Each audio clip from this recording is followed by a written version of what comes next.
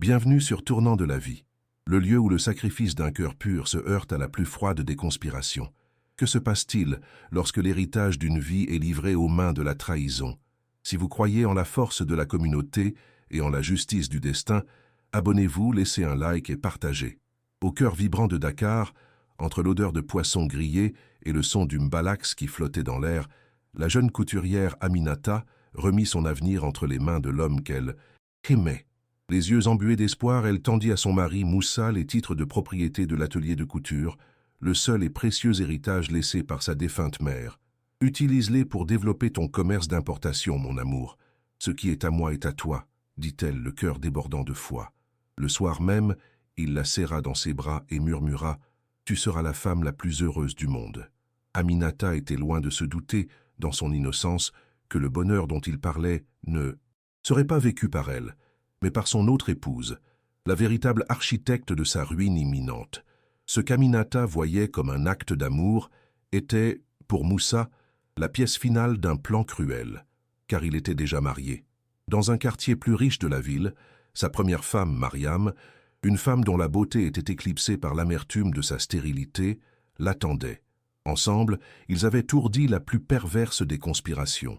Ils avaient besoin d'un héritier et de la précieuse propriété, de l'atelier pour consolider leur statut, et Aminata, une douce orpheline sans famille pour la protéger, était l'agneau parfait pour le sacrifice. Le plan était d'une simplicité sinistre. Moussa l'épouserait, la mettrait enceinte, prendrait sa propriété et, après la naissance, utiliserait sa position de mari pour la déclarer mentalement instable, lui volant son enfant avant de la rejeter, comme si elle n'avait jamais existé. Les mois suivants furent, pour Aminata, un rêve de bonheur. Son ventre s'arrondissait, et avec lui la certitude que sa vie était complète. Elle passait ses journées à l'atelier, le son de sa machine à coudre une berceuse pour l'enfant qu'elle portait, tout en créant de minuscules vêtements de bébé avec le tissu le plus doux qu'elle pouvait trouver. Moussa, le maître de la duplicité, jouait son rôle avec une perfection cruelle. Il la traitait comme une reine, lui apportant des fruits frais du marché, massant ses pieds enflés et lui murmurant des promesses d'un avenir glorieux. Mais le narrateur que je suis voyait la vérité derrière ses yeux. Il ne regardait pas son ventre avec l'amour d'un père, mais avec la convoitise d'un voleur, voyant son fils et la propriété de sa femme comme les deux derniers trophées d'un coup réussi. La vérité a l'habitude de se révéler aux moments les plus inattendus. Un après-midi pluvieux, au 8e mois de sa grossesse, Aminata cherchait un document d'importation dans la mallette de Moussa lorsque ses doigts trouvèrent un compartiment caché. À l'intérieur, enveloppé dans du plastique, se trouvait un certificat de mariage. Au début, elle crut que c'était une copie du leur, mais ses yeux se fixèrent sur les noms. Moussa Dembélé et Mariam Diallo. La date remontait à 5 ans. L'air quitta ses poumons et le monde bascula sous un angle maladif. Le nom Mariam résonna dans son esprit, la clé qui déverrouilla soudain toutes les portes de ses doutes récents. Les appels secrets de Moussa, ses absences inexpliquée, la froideur qu'elle entrevoyait parfois dans ses yeux. La femme heureuse mourut à cet instant, et à sa place naquit la victime d'une conspiration qu'elle pouvait à peine commencer à comprendre. Elle le confronta le soir même, le cœur battant comme un tambour de guerre, le certificat de mariage dans sa main tremblante comme la seule arme qu'elle possédait. Quand Moussa arriva en chantonnant, il la trouva assise dans l'obscurité, et le bonheur sur son visage s'effaça en voyant le papier qu'elle tenait. « Qui est Mariam, Moussa ?» demanda-t-elle, la voix basse et dangereuse, dénuée de larmes. Le masque de mari aimant de Moussa tomba, se désintégrant pour révéler le visage froid et calculateur du monstre en dessous. Il ne nia pas. Il n'essaya pas de s'expliquer. Il sourit, un sourire qui transforma le sang d'Aminata en glace. « Je te pensais plus intelligente que ça, but on dirait que la grossesse t'a ralenti. Mariam est ma femme, ma véritable femme. » La cruauté de ses paroles suivantes étaient conçues pour l'anéantir complètement. « Et moi ?» bégaya-t-elle, le déni livrant une bataille perdue contre l'horrible réalité. Il rit, un son dépourvu de toute chaleur. « Tu n'étais qu'un réceptacle, Aminata, un ventre fertile et une propriété commode. Nous avions besoin d'un héritier et de ta petite affaire. Maintenant que nous avons les deux, tu n'es plus nécessaire. » Il lui saisit le bras avec force. « Estime-toi heureuse qu'on t'ait donné un toit et à manger. Pendant tous ces mois. » Il la traîna jusqu'à la porte et la jeta dehors sous la pluie froide de la nuit, enceinte de 8 mois et avec pour seul bien les vêtements qu'elle portait. De la fenêtre de l'étage, un rideau bougea et Aminata put voir le visage de Mariam, l'observant avec un sourire de victoire. La nuit où Aminata fut chassée de sa propre maison fut la plus longue de sa vie. La pluie de septembre, froide et implacable, se mêlait à ses larmes silencieuses, tandis qu'elle errait dans les rues de Dakar. Un fantôme enceinte entend la ville endormie. Chaque porte fermée était un rappel de sa solitude, chaque rire provenant de l'intérieur d'une maison, un coup de poignard dans son cœur. Elle, qui avait eu un foyer, de l'amour et un avenir, n'avait maintenant plus rien, si ce n'est la petite vie qui bougeait en elle, une vie promise à une autre femme. C'est à son moment de plus grand désespoir, abandonnée et sans un sou, que les douleurs de l'accouchement commencèrent, une agonie qui la mena, chancelante, jusqu'à la porte d'un petit centre de santé communautaire, le seul refuge pour les oubliés de la ville. Là, avec l'aide d'une vieille et sage sage-femme, dans une pièce où la pauvreté était combattue avec la dignité, Aminata donna naissance à un garçon. Mais la brève joie de la naissance fut rapidement éclipsée par une peur encore plus grande. Le bébé était faible, sa respiration superficielle, et la sage-femme confirma bientôt ses craintes. L'enfant était né, avec une malformation cardiaque rare, un petit trou dans le cœur qui nécessiterait une opération coûteuse et immédiate pour qu'il puisse survivre. C'était le fond du gouffre. Sans abri, sans argent, trahie par la seule famille qu'elle connaissait, elle faisait maintenant face à la possibilité de perdre la seule chose qui lui restait au monde. C'était un coup du destin si cruel, si insupportable, qu'il faillit la briser complètement. C'est dans cet abîme de désespoir, dans l'humble centre de santé, que le salut arriva, non sous la forme d'un miracle divin, mais dans les mains calleuses d'un vieil ami. Tonton Kofi, le chef respecté du marché au tissu et l'ami le plus cher de la défunte mère d'Aminata, la cherchait depuis des jours. En apprenant l'histoire de son expulsion et la cruauté de Moussa, une juste fureur le consuma. Il entra dans la petite infirmerie et trouva Aminata blottie contre son fils fragile, le visage maculé de larmes séchées. Il n'offrit pas de mots de pitié. Au lieu de cela, il s'assit à côté d'elle, sa présence un roc de force au milieu de son océan de douleur. « J'ai connu ta mère, dit-il, la voix grave, et le déshonneur que cet homme a jeté sur son nom ne restera pas impuni. » Kofi la prit sous son aile, l'emmenant dans sa propre maison, un foyer simple mais rempli de la chaleur qui manquait au manoir de Moussa. Il ne lui donna pas seulement un abri et de la nourriture, il lui rendit sa force. La voyant pleurer sur l'avenir incertain, de son fils, il la tint par les épaules, la forçant à le regarder. « Ta mère n'était pas une femme faible, Aminata. Elle a bâti cet atelier à partir de rien, avec une aiguille, du fil et un honneur d'acier. Cet honneur coule dans tes veines.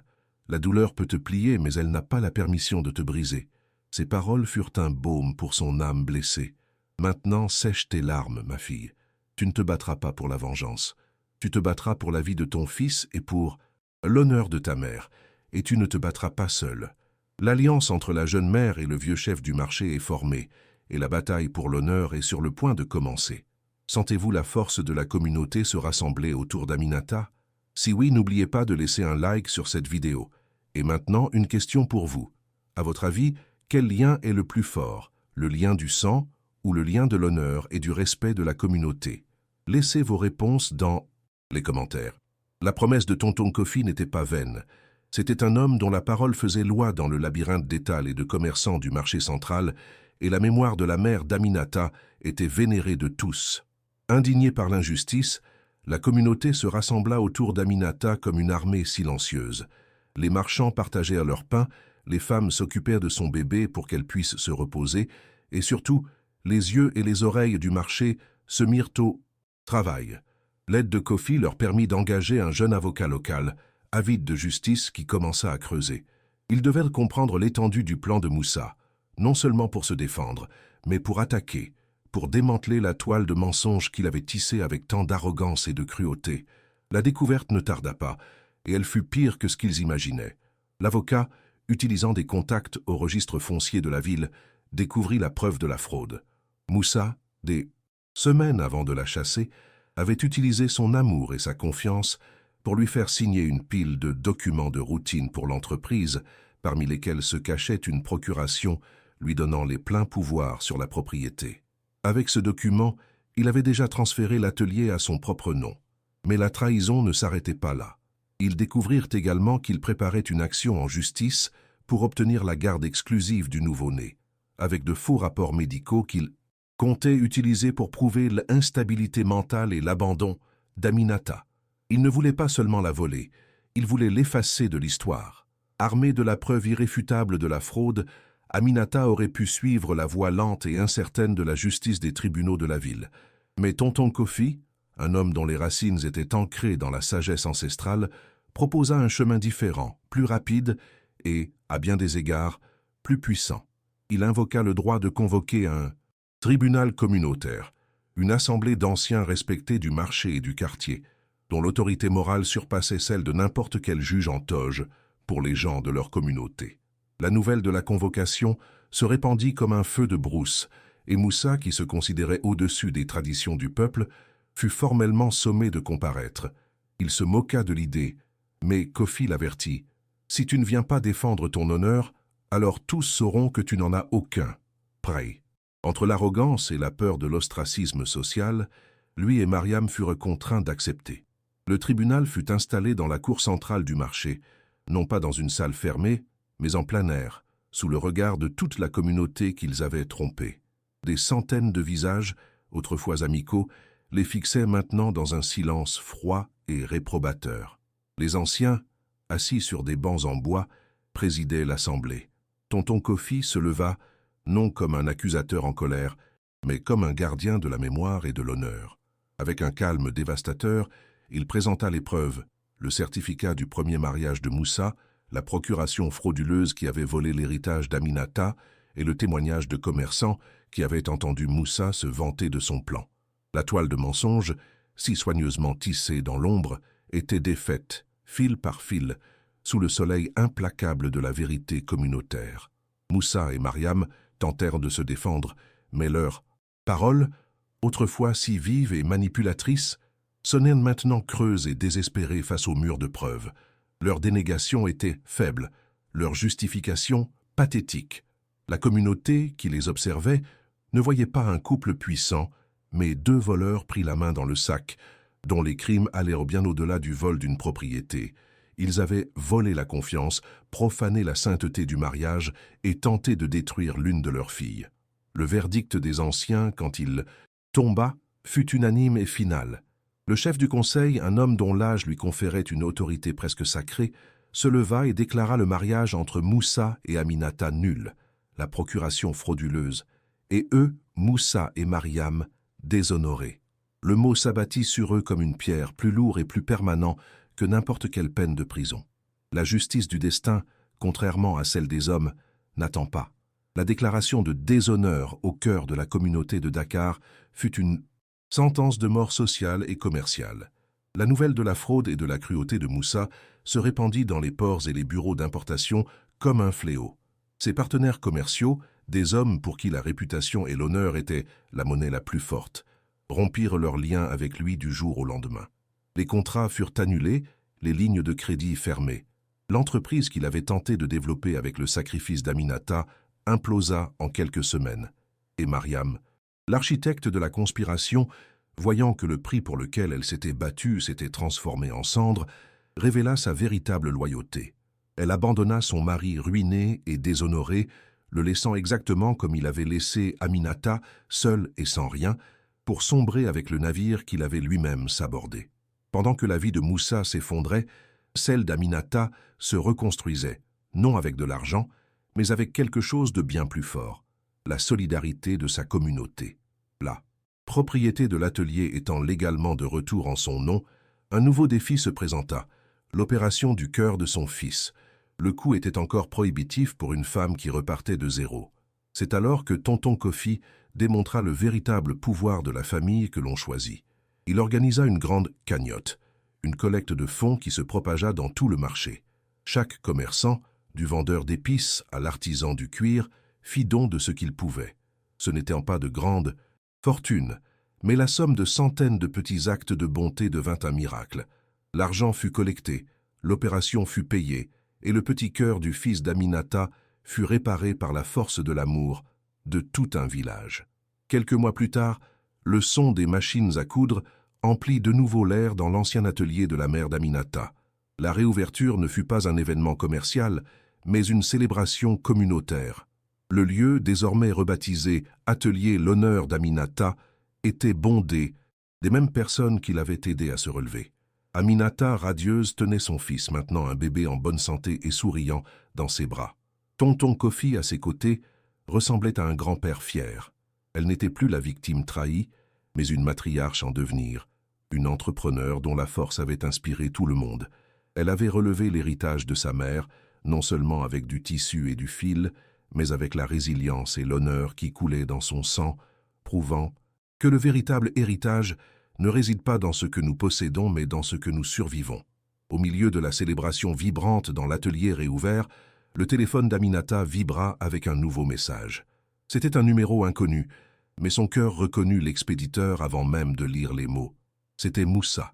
Le message était une plainte pathétique, la supplique d'un homme qui avait tout perdu, implorant non seulement le pardon, mais une petite aide financière pour recommencer. Des années plus tôt, un tel message l'aurait dévasté. Maintenant, elle le lut avec la distance de quelqu'un qui observe un étranger. Il n'était plus son grand amour ni son grand traître. Il n'était qu'un lointain souvenir, le fantôme d'une leçon apprise. D'un geste calme et final, elle ne répondit pas. Elle appuya simplement sur le bouton « Effacer » et par ce simple contact, elle retira la dernière trace de lui de sa vie. Sa victoire ne consistait pas à lui répondre avec colère, mais dans sa capacité à le réduire au silence par l'indifférence. Le parcours d'Aminata devient ainsi un puissant témoignage sur la nature de la vraie famille et de la vraie richesse. Moussa et Mariam, unis par un pacte de cupidité, découvrirent que la loyauté achetée par la promesse de profit se défait au premier signe de perte. Leur empire était une maison bâtie sur le sable de la trahison, destinée à être emportée par la première marée de l'adversité. Ils étaient liés par ce qu'ils voulaient prendre. Aminata et la communauté, en revanche, étaient unis par ce qu'ils étaient prêts à donner. La famille qui l'accueillit n'était pas de son sang, mais elle était forgée dans quelque chose de bien plus fort, le respect, l'honneur et un amour inconditionnel qui se manifestait non en paroles, mais en actes. L'atelier de couture, en fin de compte, sert de métaphore centrale à cette saga. Pour Moussa, ce n'était qu'un actif, un bout de papier, une valeur à liquider pour financer sa cupidité. En volant les titres de propriété, il crut avoir capturé le prix, mais ce qu'il possédait n'était qu'un corps sans âme, car il ne pouvait pas voler le talent d'Aminata, la réputation de sa mère, ou l'amour de la communauté qui était le véritable moteur de ce lieu. Aminata, au contraire, comprit que l'héritage de sa mère ne se trouvait pas dans les murs du bâtiment, mais dans les leçons d'honneur et de travail acharné qu'elle y avait apprises. En relevant l'affaire, elle ne récupérait pas seulement une propriété, elle ravivait un héritage prouvant que les choses construites avec intégrité possèdent une force que la trahison ne pourra jamais éteindre. Par conséquent, que l'histoire d'Aminata soit un phare dans les moments d'obscurité, qu'elle nous rappelle que la vraie richesse d'une personne ne se mesure pas à ce qu'elle possède, mais à la communauté qui se rassemble pour la soutenir quand elle tombe. Ceux qui bâtissent leur avenir sur les ruines des rêves d'autrui sont destinés à être ensevelis sous leurs propres décombres. La justice, parfois, ne vient pas d'un tribunal, mais du verdict silencieux d'une communauté qui refuse d'abandonner les siens. Et la plus grande de toutes les leçons est la suivante. La famille que nous choisissons dans l'adversité, forgée dans la loyauté et le respect mutuel, sera toujours plus forte et plus vraie que n'importe quel lien de sang empoisonné par la trahison. Des cendres de la trahison, une communauté a relevé son héroïne. Ici, sur Tournant de la vie, nous croyons en la force des liens d'honneur. Si le parcours d'Aminata vous a inspiré, n'oubliez pas de vous abonner, de laisser un like et de partager. Rejoignez-nous pour d'autres histoires où la vraie famille révèle son pouvoir.